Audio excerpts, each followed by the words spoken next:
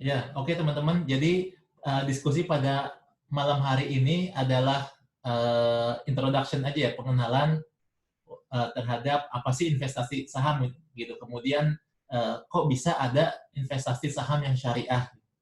Kita langsung aja. Yang pertama, mungkin landasan utamanya kenapa kita perlu melakukan investasi. Yang pertama, alasannya adalah kita sudah tahu ya bahwa kita memang perlu untuk mengamankan masa depan. Baik kita yang punya uang banyak gitu kan, saat ini kita sedang punya uang sangat banyak atau punya uang sedikit atau tidak punya uang sama sekali gitu. Artinya kita memang harus mengamankan masa depan kita. Masa depan yang kita bicarakan ini adalah masa depan ketika kita sudah tidak bisa produktif lagi bekerja gitu, baik karena usia ataukah memang terjadi sesuatu yang tidak kita inginkan. Gitu. Kalau misalnya kita berasumsi umur kita sekarang adalah 30 tahun gitu atau misalnya 20 tahun, semakin awal teman-teman mulai berinvestasi atau memikirkan atau mempersiapkan masa depan yang semakin bagus, gitu. Katakanlah kita baru sadar tentang pentingnya masa depan atau mempersiapkan masa depan ketika kita berusia 30 tahun gitu. Kemudian katakanlah kita akan bekerja dan pensiun di usia sekitar 55 sampai 60 tahun gitu. Dan kita masih diberikan hidup ternyata sampai usia 80 tahun. Tapi setelah kita pensiun mungkin kita sudah tidak punya penghasilan gitu. Nah, gimana caranya ketika kita masih produktif bisa menghasilkan uang gitu, kita bisa tetap menikmati hidup ketika kita sudah pensiun. Jadi jangan sampai kita termasuk ke golongan orang yang ketika sudah pensiun ternyata hidup kita menjadi semakin susah. Sekarang untuk mempersiapkan masa setelah pensiun ketika kita sudah tidak bisa bekerja lagi, ketika inflasi itu artinya penurunan nilai uang 0%, yang mana sebetulnya nggak mungkin ya untuk kondisi real di saat ini. Ketika inflasi 0% artinya uang yang kita tabung sekarang kemudian 25 tahun lagi atau 30 tahun lagi nilainya masih sama. Artinya kalau kita beli katakanlah mie gitu, hari ini kita beli dengan harga Rp1.500 per bungkus, 25 tahun atau 35 tahun kemudian harga mie-nya masih sama gitu. Yang mana sebetulnya nggak mungkin kan gitu. Masa 30 tahun lagi harga mie masih tetap Rp1.500 per bungkus. Nah, sangat kecil kemungkinannya. Gitu. Jadi kita butuh menabung kalau kita memiliki pengeluaran rata-rata per bulan 10 juta, kemudian kita perlu menabung 10 juta per bulan ya, 10 juta per bulan, sehingga kita nabungnya 120 juta per tahun gitu. Jika pengeluaran kita selama per bulan ini adalah 10 juta rata-ratanya. Gitu. Kalau kita lihat mungkin bagi kebanyakan orang sangat sulit untuk menabung 10 juta per bulan untuk menyiapkan masa setelah pensiun. Gitu. Apalagi ketika ada inflasi, artinya ketika kita nabung sekarang atau kita nyimpan uang sekarang, kemudian ada inflasi yang mana nanti nilai uangnya akan berkurang. Ketika inflasi uang rupiah katakanlah ya 7% per tahun, maka kita perlu investasi sekali sebanyak 1,4 miliar. Kita harus punya uang 1,4 miliar, kemudian kita simpan untuk mempersiapkan hidup setelah pensiun, atau kita nabung 10 juta per bulan. Lagi-lagi mungkin bagi kebanyakan orang ini sangat sulit. Gitu. Nah, kemudian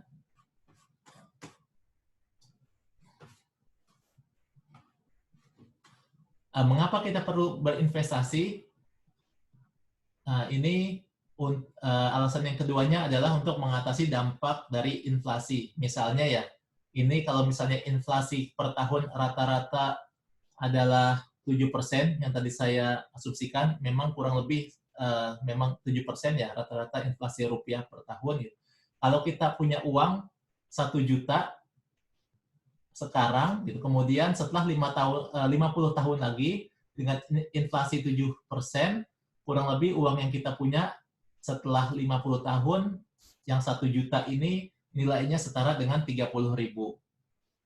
Ini sangat mengkhawatirkan bagi kita gitu kalau misalnya kita simpan uang, bukan kita tabung ya. Jadi kita simpan aja gitu uang kita di rumah tanpa ada apa namanya bagi hasil atau bunga istilahnya gitu. Kalau kita simpan aja dengan inflasi sebesar 7%, maka setelah 50 tahun atau setelah 25 tahun jumlah uang yang kita punya memang tetap, tapi nilainya sudah jauh berkurang.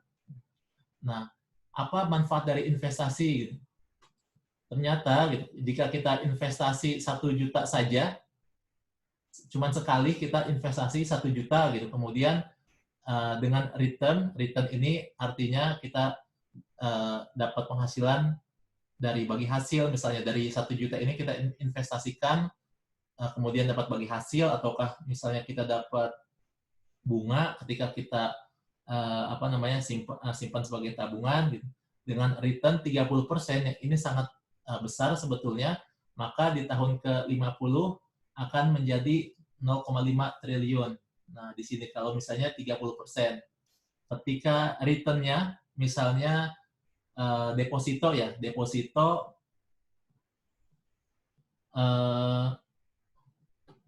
deposito 5% misalnya.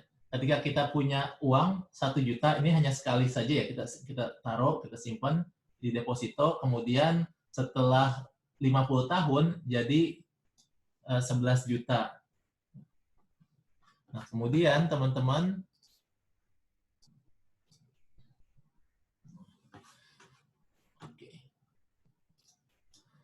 kalau kita investasinya rutin atau nabungnya kita rutin 1 juta rupiah setiap tahun, bukan setiap bulan, tapi 1 juta rupiah setiap tahun dengan return 30% per tahun, maka setelah 50 tahun akan menjadi 1,6 triliun. Kalau misalnya return-nya 30%. Tapi kalau misalnya return-nya katakanlah lebih kecil, 5%, setelah 50 tahun, maka uang kita jadi 209 juta rupiah. Kalau kita nabungnya 1 juta rupiah setiap tahun. Gitu. Kemudian, apa saja sih sarana investasi? Ada banyak pilihan teman-teman ya. Yang pertama, kita bisa nabung di bank, katakanlah Bank Mandiri yang salah satu bank yang bank konvensional tapi menawarkan apa namanya bunga lumayan besar. Per bulan Mei ini mereka menawarkan rata-rata per tahun return-nya 2%. Kalau kita simpan di deposito 4,7%. Gitu. Kemudian sektor real artinya kita investasikan di usaha yang memang bergerak real. Misalnya nanti saya akan kasih contoh, kita buka toko misalnya, atau kita buka pom bensin. Nanti kita akan lihat, ini beda-beda faktor return-nya, tergantung dengan jenis usahanya. Kemudian kalau kita simpan uang kita dalam bentuk emas misalnya, ini seringkali ditanyain sama teman-teman karena memang emas ini adalah salah satu instrumen investasi yang banyak didiskusikan dalam dunia Islam, gitu, dalam hal ekonomi syariah. Gitu. Gimana kalau misalnya kita menyimpan uang dalam bentuk emas, gitu. Dan emas ini dalam 1 tahun bisa menghasilkan return sebesar 14%. Artinya lebih besar daripada ini ya inflasi, yaitu sekitar 7%. Gitu. Kalau misalnya teman-teman menyimpan uang dalam bentuk emas, berarti apa namanya nilai investasi teman-teman bisa semakin berkembang. Gitu. Kemudian kalau kita simpan dalam bentuk dolar. Ini banyak sekali orang yang menyimpan aset mereka atau menyimpan uang mereka dalam bentuk dolar, tidak dalam bentuk rupiah. Gitu. Kalau misalnya kita simpan uang dalam bentuk dolar, dolar ini memang kan salah satu mata uang yang lumayan kuat ya terhadap inflasi gitu di dunia. Bahkan banyak sekali mata uang yang memang ikut acuannya dolar Amerika. Kalau kita simpan uang dalam bentuk dolar dari kuarter 1 di tahun 2020, yaitu mulai Januari sampai bulan Maret, kita bisa mendapatkan return atau kenaikan nilai dolar ini 17%. Tapi sebetulnya nilai ini bisa naik turun ya teman-teman ya, tergantung dengan situasi ekonomi global. Gitu. Kemudian kalau kita simpan dalam bentuk obligasi, return-nya sekitar 13%. Kemudian saham ini juga sebetulnya naik turun, ada banyak pilihannya. Sebagai contoh misalnya Ace Hardware yang cukup familiar di tengah-tengah kita ya, banyak sekali cabangnya. Pada tahun 2018 memberikan kenaikan nilai sahamnya setinggi 43%. Tapi sebetulnya ada juga banyak saham yang lain yang jauh lebih besar memberikan keuntungan, ada juga bahkan yang jauh lebih kecil bahkan minus. Nanti tergantung performance perusahaannya. Nanti kita akan bahas satu persatu. Nah, kalau kita lihat teman-teman ya, dari inflasi rata-rata sebesar 7%, mungkin instrumen investasi yang aman untuk menjaga nilai harta kita, yaitu bisa emas, kemudian kita bisa juga simpan dalam bentuk US dollar, obligasi, atau saham gitu. Jadi kalau untuk tabungan, deposito, ini mungkin bukan jadi salah satu pilihan bagi kita gitu kalau kita ingin berinvestasi jangka panjang gitu. Kemudian apa saja kekurangan kelebihannya gitu. Kalau kita menabung emas, ketika kita menyimpan emas, mungkin untuk kita cairkan menjadi bentuk uang lagi, bentuk rupiah lagi, tidak mudah. Mungkin butuh waktu 1 atau 2 hari. Itu kemudian kalau US dollar juga sama, kita perlu menukarkan dari dolar ke rupiah, ke bank atau ke money changer, mungkin butuh waktu 1 hari. Gitu. Kemudian kalau obligasi dan saham, ini bisa kita cairkan kapan saja, teman-teman. Jadi kalau kita punya saham, kemudian kita sedang butuh uang, kita bisa jual saat itu juga, dan uangnya langsung masuk ke rekening kita dalam hitungan detik, gitu. Mungkin dalam hitungan 1 atau 2 detik langsung masuk ke rekening kita. Gitu. Sejauh transaksi dilakukan di hari kerja. Jadi kalau obligasi, saham, ini cuma bisa dilakukan di jam kerja.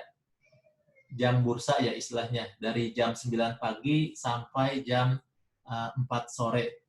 Gitu. Kemudian kalau kita mau jual emas atau dolar bisa dilakukan kapan saja sejauh ada yang beli. Gitu.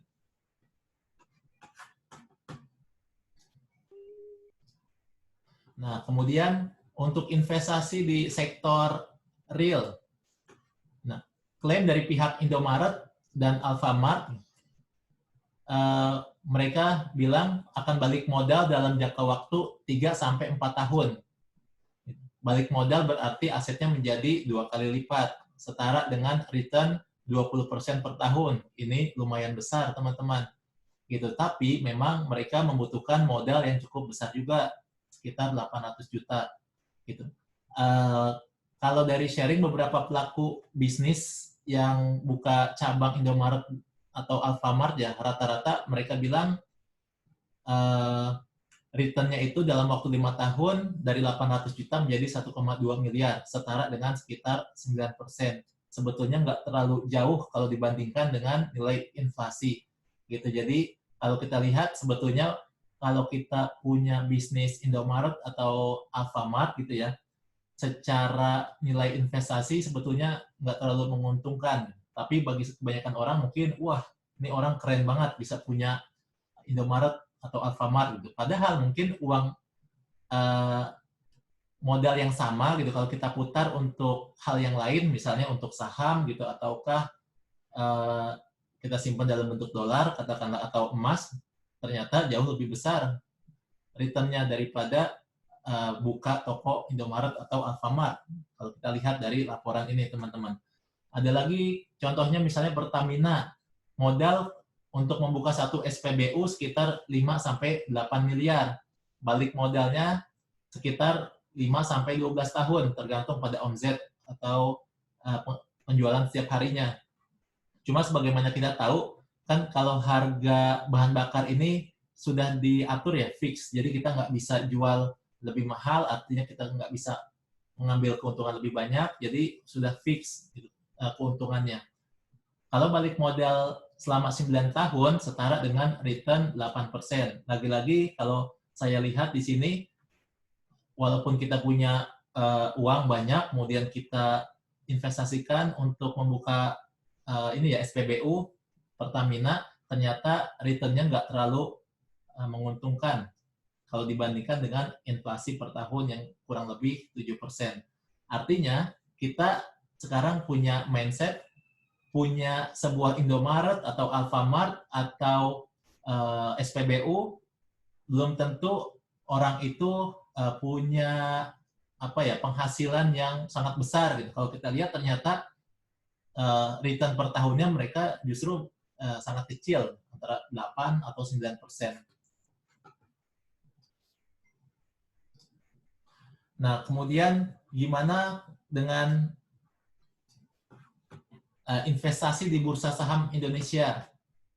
Nah, ini sebetulnya topik bagi kita malam ini. Kalau misalnya ada topik diskusi yang lain, kita bisa juga diskusikan di kesempatan yang lain ya. Jadi, insya Allah fokus kita pada malam hari ini tentang saham ya, bursa saham. Karena memang banyak sekali teman-teman yang mungkin belum punya pengetahuan yang cukup gitu terhadap apa sih investasi saham gitu. Bahkan kebanyakan orang mengira investasi saham ini haram gitu. Jadi memang kita jauhi dan kita nggak mau cari tahu seperti apa sih investasi di bursa saham gitu, karena memang sudah nggak ada gunanya gitu mungkin bagi sebagian orang seperti itu. Tapi kita akan coba lihat. Nah, kalau kita lihat IHSG, teman-teman ya, indeks harga saham gabungan. IHSG ini kalau kita ibaratkan adalah sebuah lautan gitu ya. Nah, kemudian ada banyak perusahaan atau saham-saham yang yang dikeluarkan oleh perusahaan-perusahaan. Nah, perusahaan ini adalah kapal yang berlayar di IHSG. IHSG ini adalah nilai harga saham gabungan dari saham-saham perusahaan ini. Itu misalnya kita punya S Hardware di sini ya, ada perusahaan S Hardware, kemudian ada lagi misalnya Astra, ada perusahaan Astra, gitu. Kemudian ada lagi perusahaan lain misalnya Indofood misalnya, INDF, gitu. Nah, jadi IHSG ini ibarat sebuah lautan. IHSG. Nah, kalau lautan ini bergelombang sangat kuat, gitu, otomatis pasti kapal-kapal kecil ini akan terpengaruh. Gitu. Makanya kita seringkali dengar diskusi yang membicarakan tentang IHSG. Gitu. Khususnya di masa-masa krisis ekonomi seperti saat ini, banyak sekali di berita yang memberitakan tentang kabar IHSG atau indeks harga saham di negara lain, gitu. Atau misalnya Dow, atau misalnya Nasdaq, saham-saham di Amerika, kemudian saham-saham di Malaysia, di Singapura, Cina, Jepang, dan sebagainya. Gitu. Kenapa kok masyarakat banyak yang membicarakan performan IHSG? Karena IHSG ini mencerminkan kondisi ekonomi saham di suatu negara. Kalau misalnya IHSG ini bergelombang sangat kuat gitu, misalnya karena tekanan ekonomi atau politik. Nah, perusahaan-perusahaan ini pun harga sahamnya akan terpengaruh juga. Kalau IHSG-nya ini lagi bagus gitu, artinya naik, misalnya naik ini ya, artinya performance harga saham si perusahaan ini juga sedang naik juga gitu. Tapi ketika harga sahamnya turun, anjlok seperti ini, kemudian naik lagi, anjlok lagi, ini artinya kan sedang ada gelombang, kemudian naik lagi, dan terlebih lagi ketika saat corona ya, di mulai Maret 2020 ini anjlok sangat dalam gitu. Jadi kita bisa lihat anjloknya sangat dalam, artinya banyak sekali perusahaan yang kena dampak dari virus corona ini, teman-teman. Gitu. Itu mungkin menjadi salah satu pertimbangan kenapa Presiden nggak mau lockdown ya, karena memang melihat kondisi di pasar modal aja sangat terdampak, gitu. Apalagi kondisi di sektor real. Gitu, teman-teman. Nah, tapi sebetulnya walaupun IHSG ini sedang turun gitu, kemudian naik, kemudian turun lagi, sebetulnya nggak semua kapal-kapal ini mendapatkan dampak negatif. Gitu. Jadi sebetulnya kan ada ratusan perusahaan kan yang sedang berlayar di lautan IHSG ini, gitu. Jadi kalau perusahaan-perusahaan yang besar mungkin efeknya kecil, walaupun gelombang IHSG ini besar gitu. Tapi kapal-kapal kecil mungkin ada banyak juga yang kolaps itu ketika IHSG ini turun ke bawah gitu. Tapi dari sekitar 500 atau 600 perusahaan yang ada di pasar modal, nggak semuanya terdampak secara signifikan. Jadi kita akan lihat nanti ya, dalam hari ini saja misalnya, ada saham yang naik, ada juga saham yang turun. Nah, contohnya lagi ini untuk S Hardware Indonesia. Ketika kita investasi ya, katakanlah kalau misalnya kita beli saham S Hardware mulai ketika tahun 2009, ketika tahun 2009 waktu mereka masih awal-awal listing di bursa saham, sampai hari ini harganya 1.350. Pada saat 2009 ini harganya masih sekitar di bawah 100 rupiah. Sekarang hari ini harganya sudah 1.350. Jadi sudah 1.300% ya. Sekitar 130%. Coba saya hitung dulu. 1.350 bagi 100.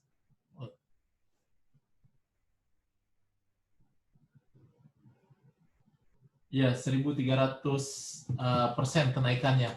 Gitu. Kemudian kalau kita beli, katakanlah di sini pertengahan tahun 2016 gitu. Kemudian ya, kita jual ya dalam 1 tahun, berarti dalam waktu 2 tahun lebih gitu. Sampai tahun 2019 pertengahan ini kenaikannya sudah 91%. Gitu. Ini 694 bar, artinya 694 hari kerja hari bursa saham. Gitu. 694 hari bursa ini kenaikannya sudah 91%. Gitu. Kemudian buat para investor ya, ketika harga saham turun, kalau untuk perusahaan sebagus S Hardware ini sebetulnya investor banyak yang senang justru ketika harga saham turun. Kenapa? Karena ketika harga saham turun, mereka jadi punya kesempatan untuk membeli saham sebanyak-banyaknya dengan harga yang murah. Gitu. Coba kalau kita lihat harga 1.000 ini setara dengan ketika ada di tahun 2017, teman-teman. Gitu. Jadi kalau misalnya nggak ada dampak dari corona atau krisis ekonomi, mungkin kita nggak akan punya kesempatan untuk mendapatkan harga saham yang murah gitu kalau kita beli hari ini gitu. Jadi sebetulnya ada dampak positifnya juga gitu. Dari virus corona ini banyak harga saham yang dari perusahaan-perusahaan bagus ya, yang mana sangat kecil kemungkinannya bisa turun lagi kembali harganya ke 2 tahun yang lalu misalnya. Gitu. Itu salah satu sisi positifnya juga sebetulnya. Gitu. Kemudian, nah apa sih saham itu? Nah, awal-awal ketika saya sedang cari informasi gitu kan ya, banyak yang bilang saham itu haram gitu. Kenapa? Karena kalau kita jual beli saham sama seperti kita jual beli kertas gitu. Padahal kertas ini kan nilainya sangat rendah gitu. Tapi kenapa sebuah kertas harganya bisa Rp100 atau sampai Rp40.000 per lembarnya? Itu adalah hal yang nggak masuk akal. Makanya jual beli saham itu hukumnya haram gitu. Padahal saham ini merupakan sebuah bukti ya. Padahal saham ini adalah secari kertas yang menjadi bukti kepemilikan suatu perusahaan gitu, yang merupakan klaim atas penghasilan dan kekayaan sebuah perseroan. Artinya kalau kita punya saham, punya selembar saham, artinya kita memiliki suatu aset di sebuah perusahaan. Jadi saham itu merupakan sebuah bukti resmi aja, kayak kalau kita punya motor atau mobil gitu ya, kan kita punya BPKB. Nah, saham ini adalah bukti bahwa kita memiliki sebuah aset di perusahaan. Sama kalau kita punya BPKB, artinya kita secara resmi memiliki suatu kendaraan gitu kan. Kayak misalnya motor kita dicuri orang gitu misalnya. Kemudian kita menemukan ternyata motor kita ada di sana gitu, kemudian kita mau ambil. Nah, pastinya kalau kita bisa menunjukkan bahwa kita punya BPKB motor ini, berarti kita adalah pemilik motor ini yang sah gitu. Tapi kalau misalnya ternyata kita nggak bisa menunjukkan BPKB-nya, maka kita juga nggak bisa mengklaim bahwa itu motor kita, walaupun memang sebetulnya kita yang membeli motor itu dari uang kita sendiri. Gitu. Jadi teman-teman jelas ya. Jadi saham ini sebetulnya bukanlah sebuah kertas biasa, tapi memang ini adalah sebuah bukti resmi bahwa kita memiliki aset di sebuah perusahaan.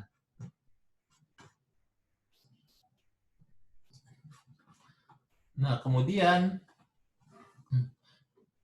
gimana sih konsep dasar investasi saham? Misalnya ada Pak Bejo berniat memiliki usaha bakso, dia baru mau memulai nih.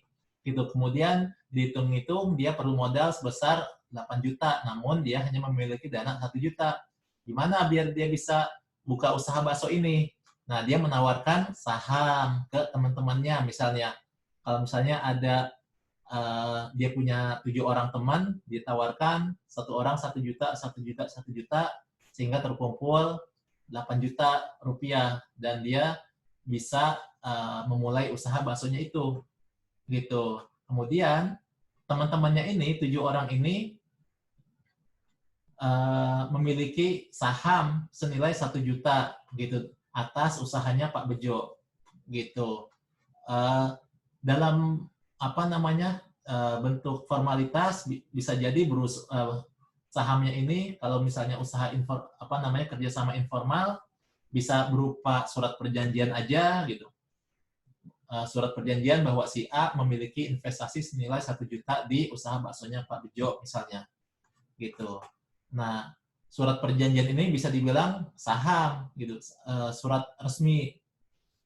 Nah, kemudian ketika bisnis baksonya Pak Bejo ini laris ya, kemudian setelah 1 tahun misalnya, aset bakso Pak Bejo ini naik dari 8 juta menjadi 16 juta. Artinya saham kita juga naik juga kan, yang awalnya kita cuma investasi 1 juta, kita tiba-tiba dapat informasi dari Pak Bejo ada kenaikan gitu.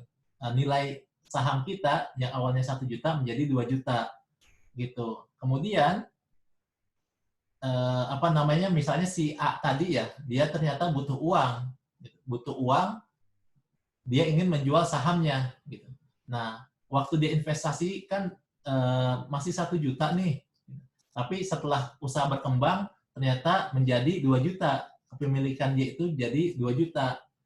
Nah, ketika si A ini butuh uang, dia ingin menjual sahamnya dia kepada orang lain gitu. Kemudian ketika dia jual ke orang lain bukan lagi 1 juta gitu, tapi 2 juta karena nilai saham dia sudah bukan 1 juta waktu dia di awal lagi gitu. Jadi dia jual saham dia senilai 2 juta, atau misalnya dia jual cuma 1 juta, artinya dia masih punya saham sebagian, gitu. Dia jual 50% gitu. Dan apa namanya, kalau kita lihat ya teman-teman di sini, kenaikan harga saham ini jadi cukup masuk akal ya, gitu. Karena ada yang bilang apa namanya, waktu saya awal-awal mencari informasi tentang seluk-beluk saham gitu, masa sih harga sebuah kertas kalau kita beli sekarang misalnya kan harganya Rp500, kemudian kertas ini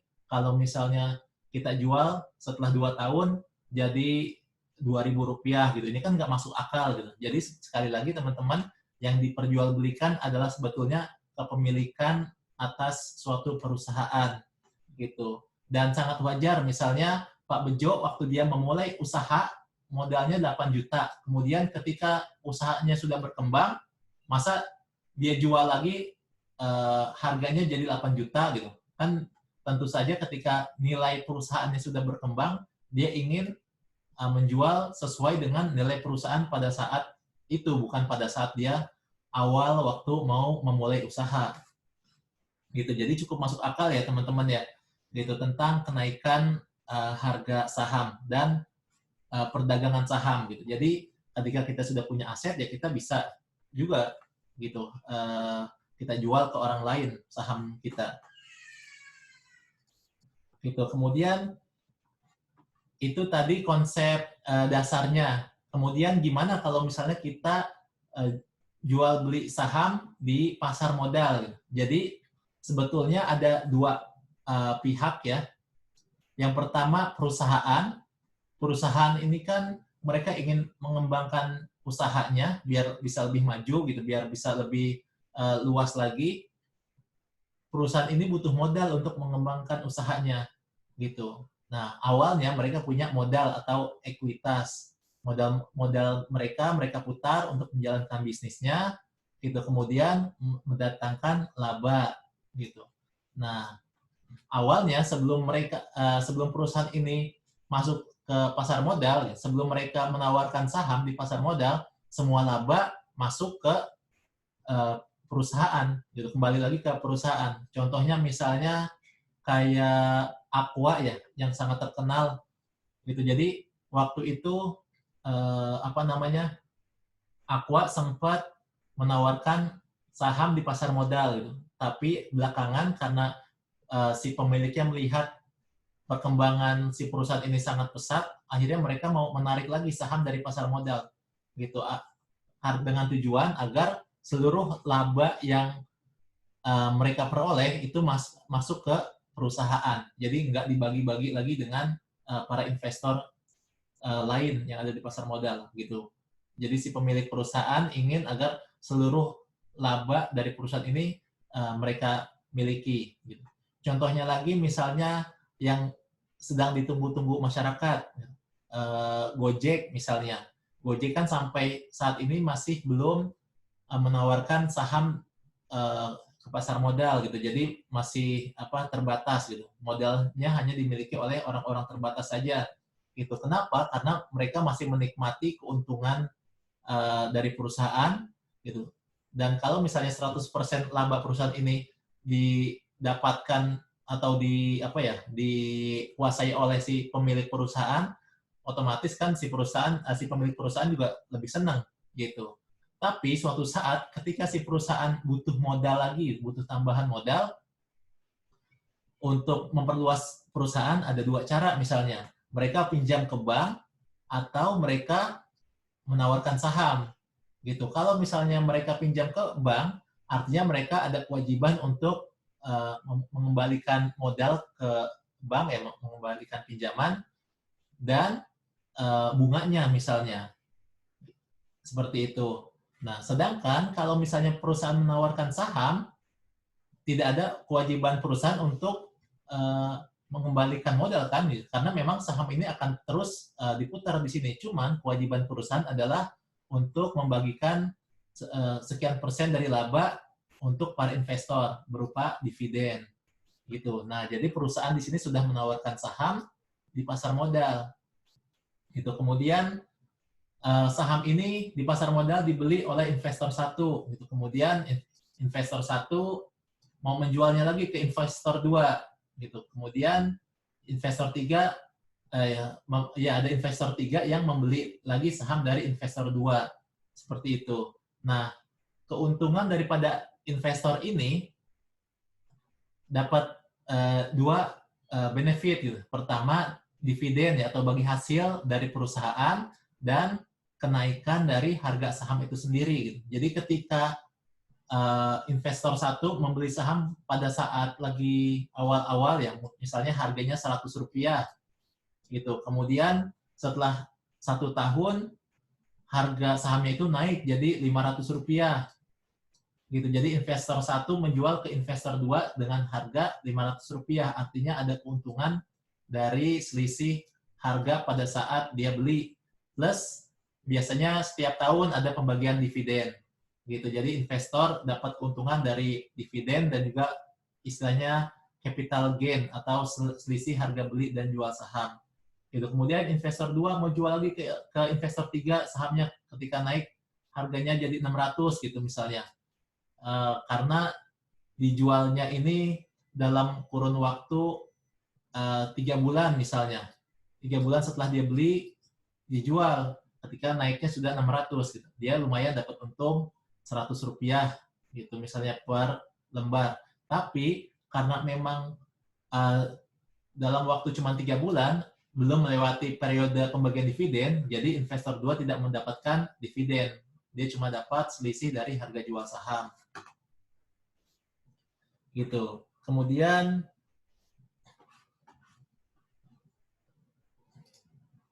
indeks saham ini adalah instrumen yang digunakan sebagai indikator dari pergerakan harga dan kinerja saham. Jadi ada istilahnya indeks saham. Nanti ada banyak ya.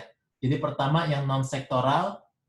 Jadi ini menjadi sebuah parameter sebuah saham ya, sebuah perusahaan saham yang dimiliki oleh perusahaan. Nah, ini ada indeksnya, ada IHSG yang tadi sudah kita bahas. LQ45 ini artinya 45 perusahaan yang liquid. Jadi 45 perusahaan yang sahamnya itu laris banget diperjualbelikan. Gitu. Jadi sangat direkomendasikan kalau misalnya untuk cari aman, kita investasi di saham yang liquid. Artinya ketika kita butuh uang, kita mau jual saham kita, banyak yang mau beli. Gitu. Kemudian ada lagi ISI, Indeks Saham Syariah Indonesia. Nah, ini ISI dan JII ya. Ini adalah dua indeks saham syariah.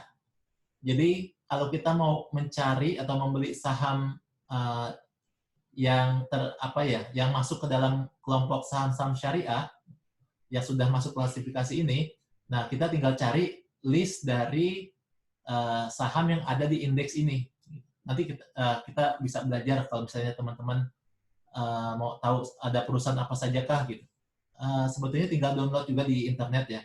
Jadi indeks ISSI misalnya atau indeks JII misalnya, atau teman-teman pengen tahu perusahaan apa aja sih yang sangat laris gitu di LQ45. Itu ada banyak sekali indeks saham yang dikeluarkan oleh Kompas, MNC, kemudian IDX 30. Kemudian ada juga indeks berdasarkan sektoral. Misalnya teman-teman pengennya investasi di bidang properti. Nah, jadi sudah ada klasifikasinya. Ini perusahaan apa aja yang bergerak di bidang properti dan real estate. Atau di bidang infrastruktur, misalnya pembangunan. Atau misalnya di bidang consumer goods misalnya, barang-barang yang dibutuhkan masyarakat, misalnya Indofood, Unilever, dan sebagainya. Atau apa namanya, agriculture, misalnya apa namanya, perkebunan kelapa sawit gitu, misalnya untuk minyak goreng kayak gitu. Kemudian mining, nah ini sangat laris juga digemari, khususnya batu bara kalau di Indonesia. Nanti kita bisa lihat perusahaan apa aja yang masuk ke dalam kelompok-kelompok ini.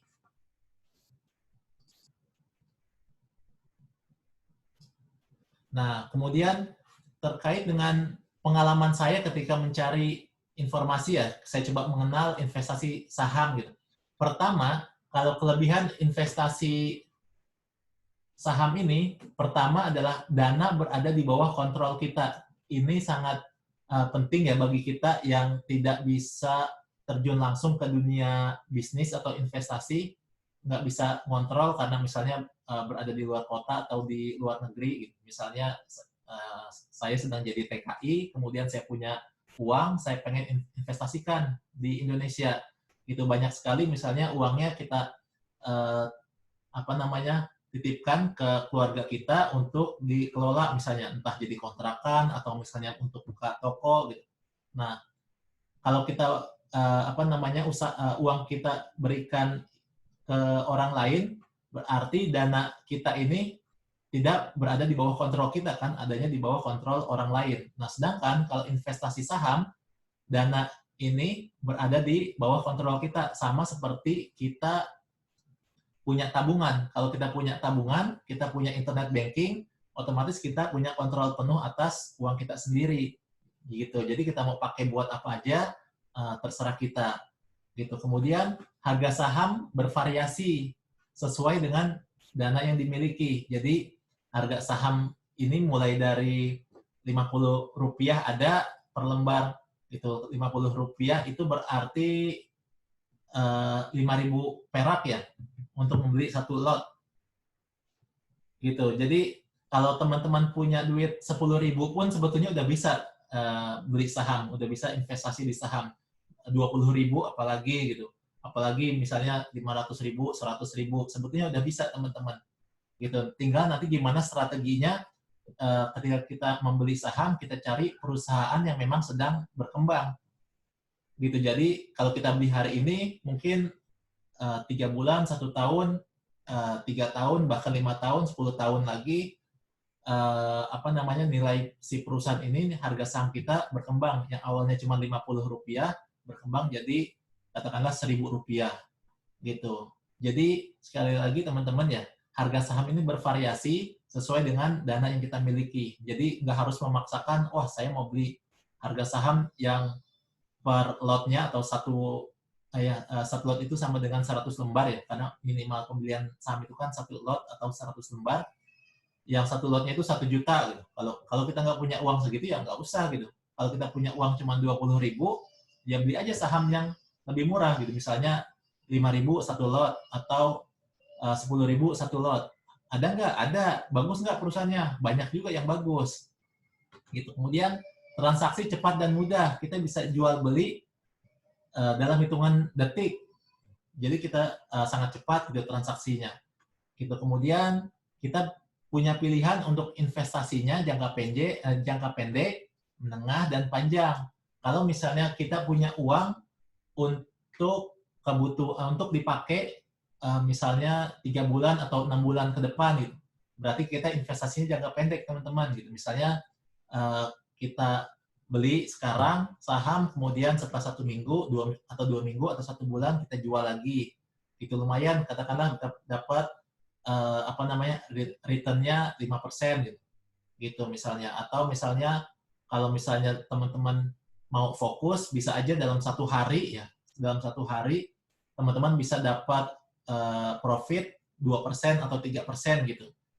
Katakanlah misalnya 1 hari 3%, terus kita apa namanya, main fokus sampai 1 bulan. 1 bulan itu berarti sekitar 20 hari kerja, berarti 60%. Jadi kita bisa dapat keuntungan 60% dari modal kita selama 1 bulan.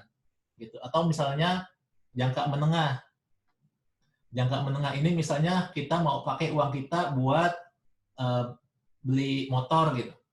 Kita punya uang tapi masih kurang buat beli motor gitu. Jadi kita tabung dulu gitu. Kita nabung sampai 1 tahun atau 2 tahun.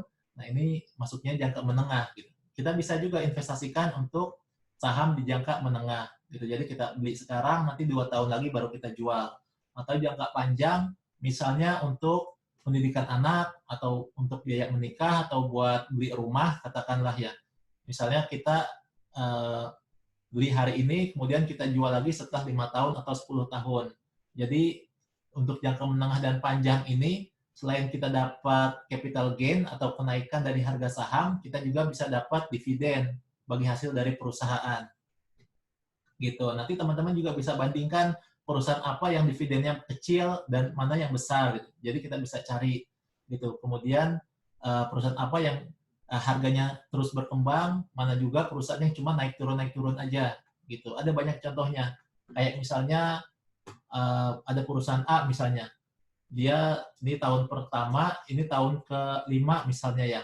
Harganya ada yang naik terus gitu. Tapi ada juga perusahaan yang dia cuma kayak gini aja, naik turun gini aja teman-teman. Jadi nggak terlalu signifikan.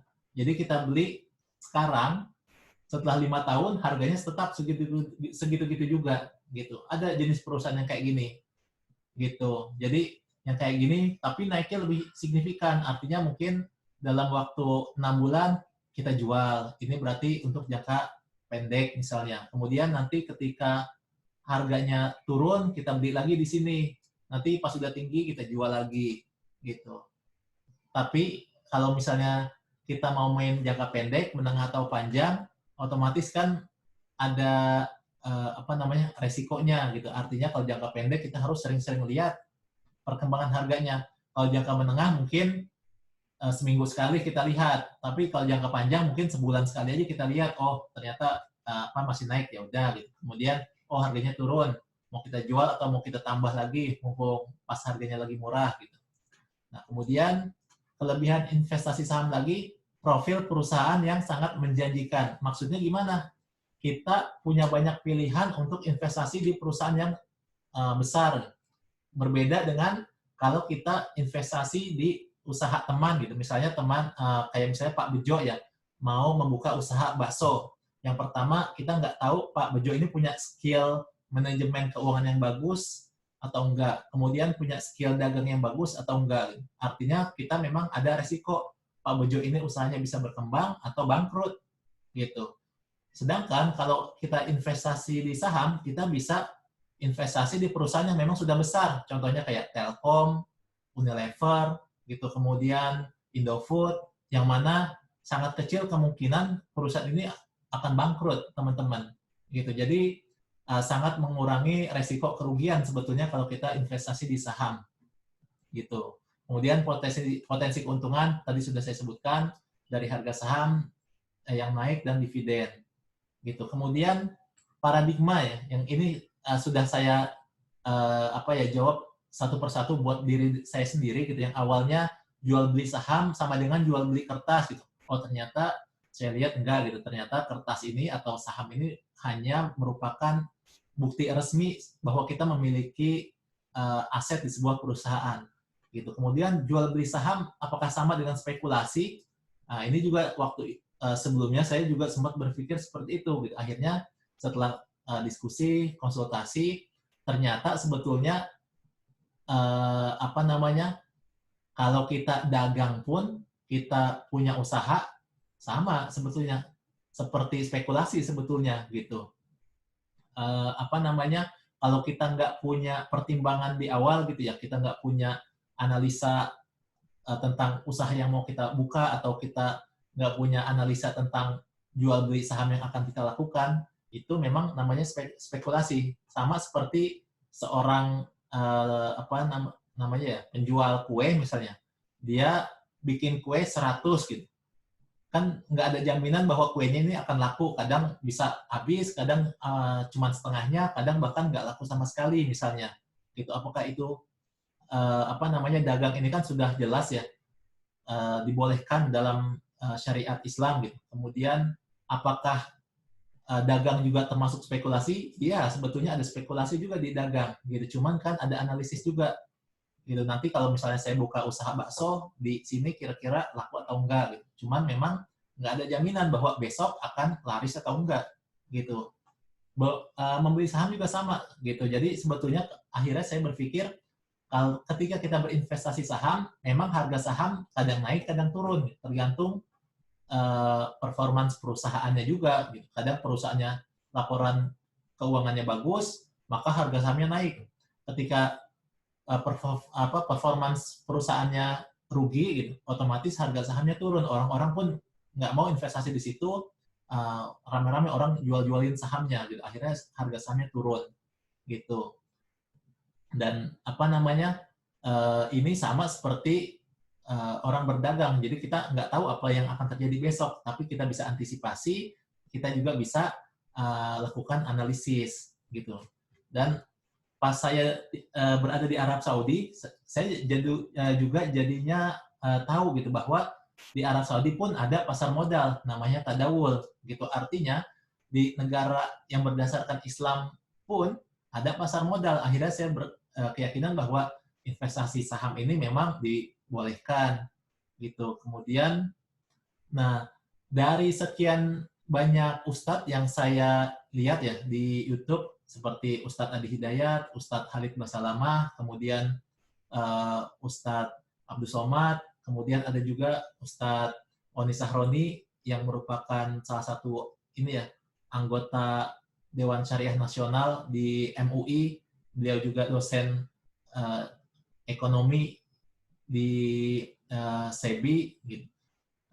Mereka semuanya membolehkan investasi saham. Gitu. Kenapa? Karena pada dasarnya sejauh barang yang diperjualbelikan ini adalah milik kita, bukan milik orang lain, itu sah untuk kita lakukan jual beli. Gitu. Katakanlah misalnya saya beli beli mie gitu kan, beli mie pagi hari gitu, kemudian siang udah saya jual, saya punya warung gitu, saya beli pagi hari dari toko lain, dari distributor besar, dari agen, kemudian siangnya saya jual di toko kita gitu. Sejauh mie ini adalah milik kita, itu sah-sah saja kita jual gitu, karena memang milik kita gitu. Kapanpun, entah kita mau simpan mie ini nunggu 1 bulan atau nunggu 1 tahun, ataukah kita jual setelah 1 jam gitu. Selama itu milik kita, itu diperbolehkan. Ini secara kaidah umumnya, teman-teman. Nah, tapi memang ada satu Ustadz Erwandi Tarmizi gitu yang cukup strict gitu. Katanya kalau ada undang-undang perusahaan yang membolehkan pinjam uang dari bank, ini kita nggak boleh gitu. Kita investasi atau membeli saham di perusahaan yang membolehkan pinjam uang dari bank. Gitu. Kenapa? Karena beliau mengatakan artinya kita terlibat atau menyetujui transaksi riba gitu, karena si perusahaan ini akan terlibat dengan transaksi riba dengan bank gitu. Padahal kalau menurut pandangan saya pribadi, sebetulnya kita memang secara tidak langsung atau memang tidak terlibat gitu. Secara langsung maupun tidak langsung kita tidak terlibat antara transaksi simpan pinjam atau transaksi pinjaman oleh si perusahaan ke bank gitu. Artinya kita tidak terlibat dengan transaksi riba itu sendiri gitu. Dan dari ustadz-ustadz yang lain yang saya lihat dari kajian mereka, itu mereka tidak menyinggung hal ini gitu. Mereka berpendapat bahwa boleh gitu. Artinya kalau misalnya memang dengan cara investasi di perusahaan itu berarti kita turut mendukung perusahaan tersebut untuk pinjam dari bank gitu. Saya pribadi berpikir kalau misalnya kita membeli produk dari perusahaan itu, berarti sama seperti kita mendukung perusahaan itu juga gitu. Artinya membeli produk dari perusahaan itu pun jadi nggak boleh akhirnya gitu. Akhirnya saya memilih mengikuti pendapat ustadz-ustadz yang mayoritas gitu, yang mana membolehkan untuk investasi di saham gitu, teman-teman. Nah, kemudian sebagai contoh ya, ini naik turunnya harga saham, ini Ace Hardware Indonesia gitu. Ini harga saham kan naik turun nih ya, dari mulai bulan Agustus 2019, kemudian sampai 2020 sampai hari ini. Gitu. Kalau kita lihat harganya naik turun. Nah, untuk membeli saham ini kita ada banyak tools yang bisa kita gunakan untuk menganalisis performance sahamnya. Kalau teman-teman lihat ya, kita lihat ini kan pergerakan harganya nih begini gitu. Kemudian ada indikator namanya Bollinger Band. Garis yang atas ini, hijau atas ini, bawah ini juga gitu. Nah, ketika harga saham udah turun menyentuh di bawah sini, dia akan naik ke atas.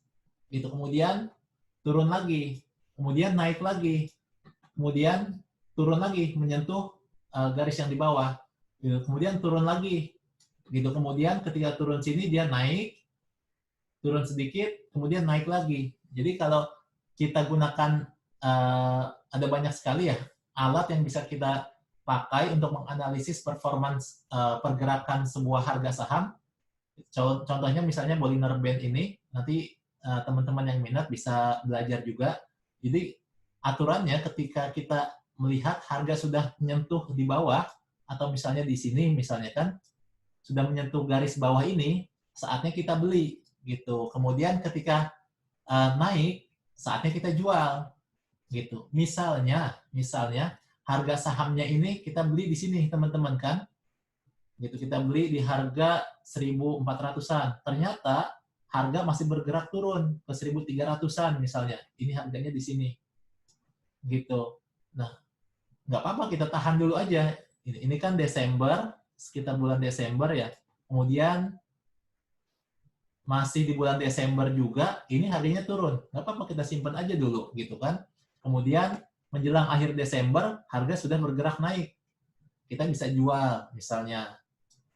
Gitu. Kemudian nanti ketika harga sudah turun lagi, sudah di bawah, baru kita beli lagi. Di awal tahun 2020 nih, di bulan Januari.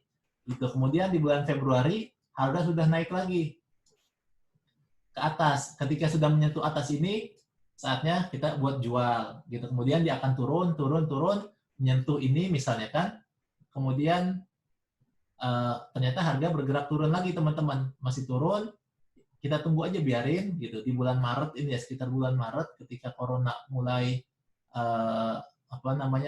muncul kasusnya di Indonesia, harganya turun. Nah, kemudian ketika mau naik, kita bisa tambah lagi modal kita di sini gitu. Jadi kita biarin beli di sini, kemudian pas di sini mau naik kita beli lagi, kemudian pas udah naik sampai atas ini kita jual lagi. Nah, ini cara jual beli saham, konsepnya begini teman-teman. Gitu. Kalau mau main jangka pendek atau menengah. Tapi kalau jangka panjang yang tadi sudah saya contohkan ya, beli sekarang, nanti kita baru lihat lagi 10 tahun kemudian gitu. Tentu saja selama 10 tahun berjalan itu pasti harganya akan naik turun, tapi secara kecenderungan kita lihat harganya terus naik sebetulnya gitu. Paling naik turun dalam hitungan bulan aja, mungkin 1 bulan atau 2 minggu, 3 minggu gitu. Harganya turun nanti naik lagi gitu teman-teman. Kemudian ada banyak sekali indikatornya juga gitu. Misalnya indikator ini stokastik RSI misalnya. Kapan waktunya kita beli? Ketika harga di bawah sini. Ketika mulai naik, kita beli, kemudian pas di atas kita jual.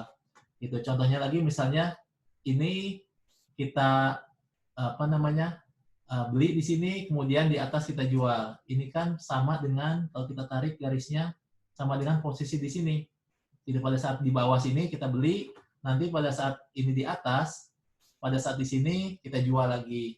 Kemudian ini harganya merah, harganya turun hari ini, kemudian kita tunggu misalnya sampai dia mau bergerak naik begini, misalnya besok bergerak naik begini, baru kita beli. Nanti kita tunggu lagi, dia naik ke atas ini, baru kita jual. Nah, itu konsep jual beli berdasarkan kenaikan harga saham, teman-teman. Nah, apa yang mempengaruhi harga ini naik turun? Tentu saja permintaan dan penawaran di pasar juga gitu. Jadi ada investor yang sedang tertarik buat beli gitu. Kalau misalnya banyak orang yang mau beli, misalnya ya, banyak orang yang mau beli nih warna hijau ini nih di sini nih. Gitu. Harga akan naik dia. Hijau nih kan, dia naik dari sini ke sini. Gitu. Sama seperti kalau kita punya ini ya, toko beras katakanlah, ketika banyak yang mau beli gitu, kemudian stok beras terbatas kan, stok saham juga terbatas, jadi perusahaan cuma mengeluarkan sekian miliar lembar misalnya, stoknya terbatas, tapi yang mau beli banyak nih, otomatis harganya juga naik gitu. Kalau misalnya kita punya stok beras gitu di suatu wilayah, harganya sekian gitu, kemudian terjadi kelangkaan, otomatis karena permintaan banyak, harga pun akan naik. Jadi itu hukum ekonomi biasa aja sebetulnya teman-teman. Gitu. Nah kemudian tentang saham syariah, gitu. Sebetulnya sudah banyak apa ya, lembaga sekuritas yang menggunakan akun syariah. Gitu. Jadi kalau misalnya kita nggak tahu praktek apa saja gitu misalnya ya dalam proses jual beli saham yang diperbolehkan oleh syariah, kita bisa bikin akun syariah. Contohnya misalnya kalau kita ternyata kita mau beli saham gitu ya, tapi ternyata uangnya nggak ada gitu, maka transaksi kita ditolak karena termasuk bai al maksyuf, nama apa namanya istilahnya. Jadi transaksi kita ditolak. Kemudian kalau misalnya kita menjual saham gitu. Kalau tadi ini kan transaksi ini misalnya kita mau membeli saham tapi uang kita nggak ada gitu. Jadi ditolak gitu. Terus kalau kita mau menjual saham tapi sahamnya kita nggak miliki. Nah, ini transaksi kita tertolak karena terindikasi riba misalnya. Gitu. Jadi sudah ada apa namanya settingan otomatis ya dari si softwarenya, si lembaga sekuritasnya ini, walaupun nggak semuanya punya aplikasi kayak gini, tapi ada beberapa, tapi sangat membantu kita gitu. Jadi kita bisa menggunakan akun syariah untuk investasi saham ini. Gitu. Kemudian ada lembaga resmi tadi ya yang membuat indeks saham-saham syariah, mereka mengelompokkan atau membuat list saham apa saja yang masuk ke dalam syariah gitu. Otomatis kayak bank konvensional atau perusahaan bir, rokok itu nggak termasuk ke dalam kelompok saham-saham syariah yang mereka klasifikasikan gitu. Tapi sebetulnya ada banyak banget gitu. Kemudian ada Dewan Syariah Nasional MUI dan juga Ustadz yang membolehkan investasi saham gitu. Artinya secara pandangan syariah ada hal yang memang membolehkan kita untuk investasi di saham gitu. Kemudian kita juga mesti hati-hati juga ketika investasi saham, jangan kita asal-asalan gitu. Contohnya misalnya ada saham abal-abal atau saham gorengan pada saat kasus Jiwasraya kemarin. Ini contoh pertamanya, ini adalah sebuah contoh perusahaannya ya, PCAR, Prima Cakrawala Abadi. Nah, dalam kasus Jiwasraya ini kan katanya Jiwasraya menginvestasikan uang mereka di perusahaan ini dalam bentuk saham gitu. Tapi kalau kita lihat ya teman-teman, ini sebetulnya sahamnya saham abal-abal gitu. Banyak sekali sebetulnya. Jadi kita harus waspada juga. Kalau kita lihat di sini ya, pergerakan sahamnya ini kan naik dari bawah sini naik gitu. Kemudian standar gitu. Kemudian naik lagi tuh. Kemudian bergerak turun sampai akhirnya hancur di sini. Ini adalah contoh perusahaan yang performanya nggak bagus, teman-teman. Gitu, makanya memang dituduh adanya penyelewengan dengan sengaja gitu, di kasus Jiwasraya kemarin. Gitu, gimana mekanismenya? Bisa saja terjadi kong kali kong misalnya. Ini kan ada broker ya atau bandar istilahnya ya. Ada bandar yang sengaja bermain. Misalnya ada satu pihak yang membeli, gitu. Misalnya Jiwasraya investasi ke sini, gitu, membeli saham Prima Cakrawala ini lewat lembaga sekuritas satu ini misalnya, atau lewat broker itu. Jadi bisa kita langsung beli sendiri atau kita titipkan uang ke lembaga tertentu untuk membeli saham gitu. Kemudian mereka kelola gitu. Kemudian membeli di harga ini misalnya, di harga 4.000 gitu. Kemudian ada temennya nih sebetulnya di bandar kedua gitu, bandar kedua yang membeli di harga ini misalnya kan di harga 246 gitu. Jadi si pihak satu ini membeli dengan harga 4.000, kemudian dijual jadi harga 250 misalnya. Dari 4.000 dijual ke 250 itu kan rugi banget gitu kan.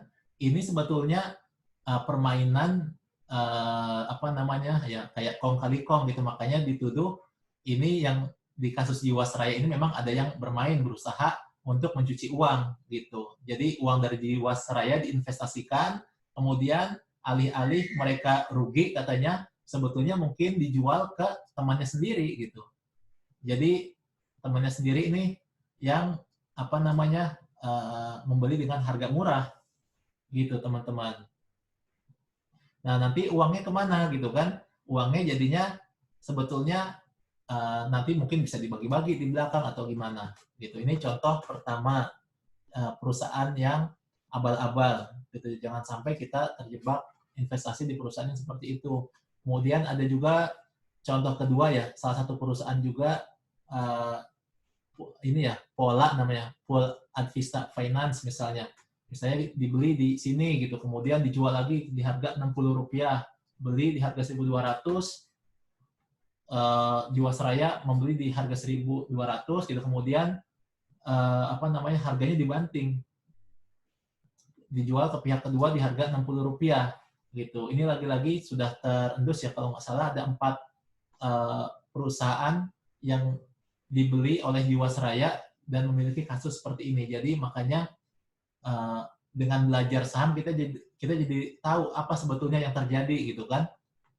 Nggak cuma sekedar kita baca di berita gitu katanya apa namanya membeli saham gorengan gitu. Seperti apa sih saham gorengan gitu.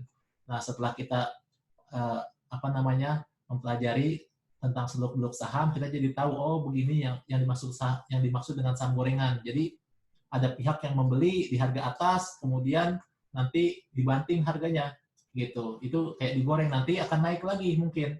Harganya akan dinaikin lagi, ntar dibanting lagi kayak gitu.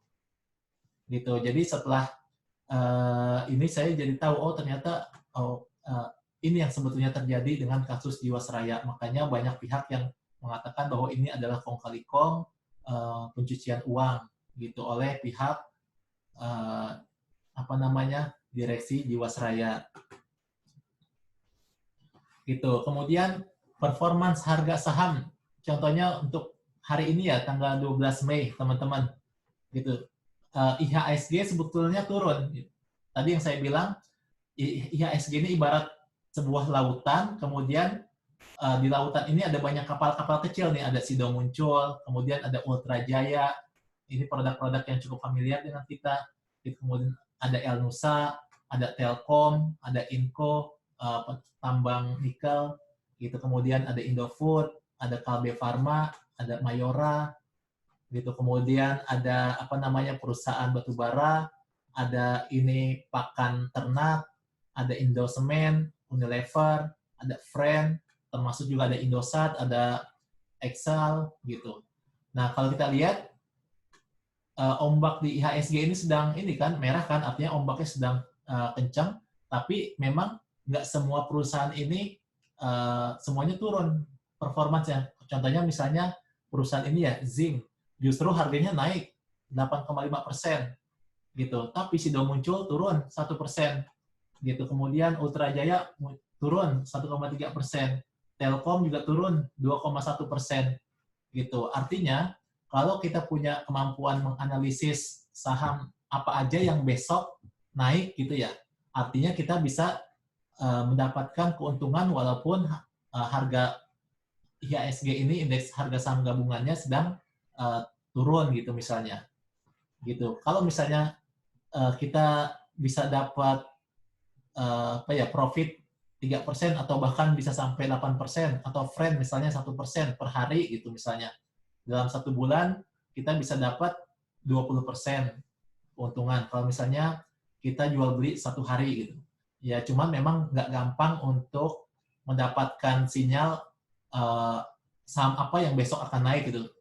Sama seperti kita jual beli di toko ya. Kalau misalnya kita dagang, kita nggak tahu besok bakal lari semua atau ternyata nggak laku sama sekali gitu. Kita nggak ada yang tahu apa yang akan terjadi besok. Cuman memang ada alat bantu analisis yang tadi saya sudah sampaikan ke teman-teman gitu. Jadi itu mungkin teman-teman sharing dari saya. Silakan kalau misalnya ada yang punya pertanyaan, kita bisa balik lagi ke slide kita.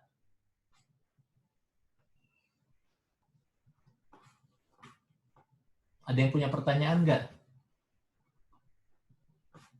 Ya minimal dari presentasi ini teman-teman jadi tahu ya bahwa sebetulnya ada loh saham syariah gitu, dan kita bisa bertransaksi saham dengan aman gitu tanpa harus khawatir ini syariah atau enggak gitu. Kemudian kita juga aman karena sudah ada izin dari MUI, kemudian banyak ustadz juga yang membolehkan, dan ada daftar perusahaan apa saja yang masuk ke dalam indeks saham syariah.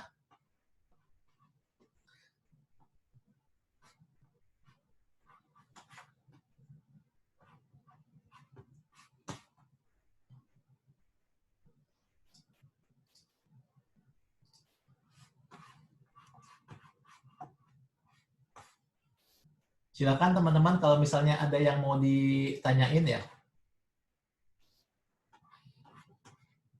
Kalau nggak ada, bagi teman-teman yang minat, mungkin nanti bisa saya ajarkan ya step by step, mulai dari mana gitu. Kalau misalnya belum tahu sama sekali, mulai dari mana kita apa namanya, kalau mau berinvestasi di saham syariah ini, gitu. Nanti saya bisa apa namanya share lagi step by step.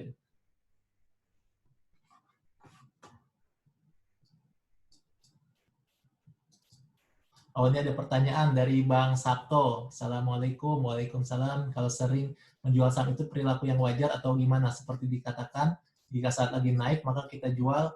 Nah, terus itu juga kita di blacklist tidak karena seringnya jual saham gitu. Yang pertama, kita nggak di blacklist, Bang, kalau misalnya sering jual saham gitu. Apa namanya? Justru banyak orang yang main ya, jual beli saham itu per hari, misalnya beli pagi ketika bursa buka sekitar 15 menit di awal, kemudian siang atau sore mereka jual. Itu banyak banget yang kayak gitu. Kemudian apa namanya,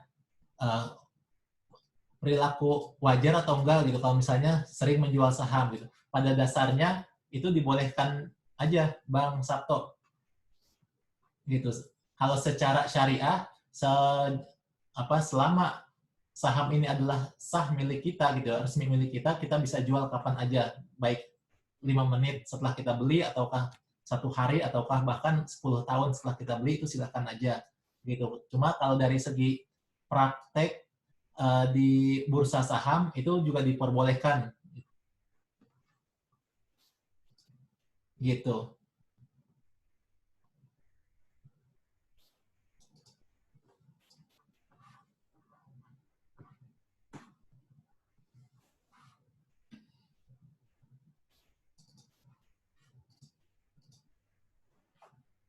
Dan untuk ini ya, aplikasi atau lembaga sekuritas yang sudah menyediakan akun syariah, ada namanya IPOT, namanya Indo Premier. Apa namanya, saya juga mungkin ada lagi kali ya lembaga sekuritas yang lain. Cuma yang direkomendasikan sama teman-teman itu Indo Premier karena ini apa namanya sangat mudah gitu kalau misalnya apa namanya buat transaksi. Gitu juga Indo Premier ini kita bisa set jual beli otomatis gitu. Misalnya kita mau beli di harga sekian gitu. Ya udah kita set, nanti entah setelah 1 hari, 2 hari, atau bahkan setelah 1 bulan harganya baru ketemu, baru kita beli gitu. Kemudian bisa juga kita jual, kita set juga otomatis. Misalnya kita sibuk kan, kita nggak bisa liatin saham setiap saat gitu, setiap hari atau bahkan setiap jam. Itu bisa aja kita setelah beli, kemudian kita set otomatis, saya mau jual di harga sekian gitu. Itu bisa gitu. Nanti ketika sudah ketemu harganya baru dijual gitu. Kalau misalnya belum ketemu ya masih belum terjual.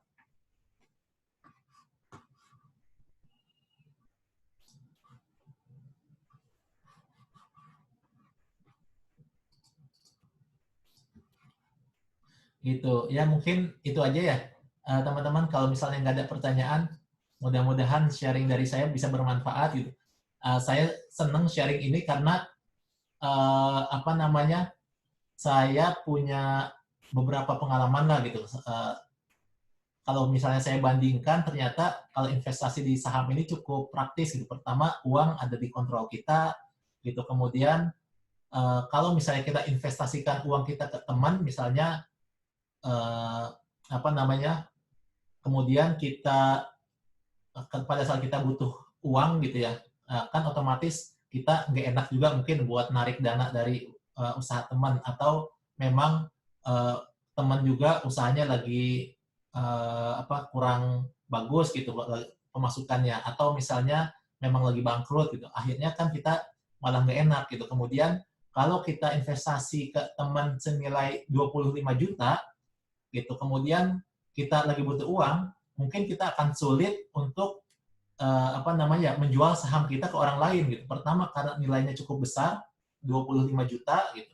Mungkin agak sulit kita cari orang yang ingin mengganti kepemilikan kita gitu, biar mau membeli saham kita di perusahaan teman kita. Itu kemudian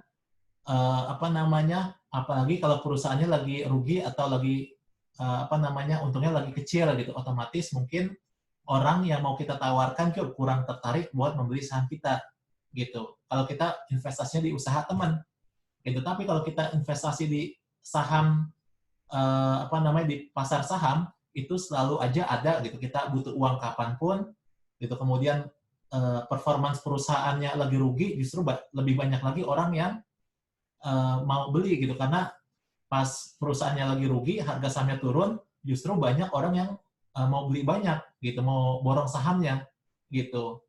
Jadi kita nggak khawatir kalau kita berinvestasi di pasar saham ini, kita lagi butuh uang kapan, kita bisa jual setiap saat gitu. Kemudian harga sahamnya juga kan murah kan, misalnya Rp100 atau Rp1.000 gitu. Kita bisa jual seluruhnya saham kita, misalnya kita punya 100 lot, atau kita bisa jual sebagian gitu sesuai dengan kebutuhan kita gitu. Jadi menurut saya investasi saham ini sangat praktis, dan banyak teman-teman yang mungkin belum tahu tentang seluk-beluk saham ini gitu, termasuk dengan apakah saham ini syariah atau enggak. Jadi makanya saya pengen share informasi ini ke teman-teman, mudah-mudahan bisa bermanfaat. Kalau misalnya nggak ada pertanyaan lagi, kita cukupkan ya. Terima kasih teman-teman semuanya. Assalamualaikum warahmatullahi wabarakatuh.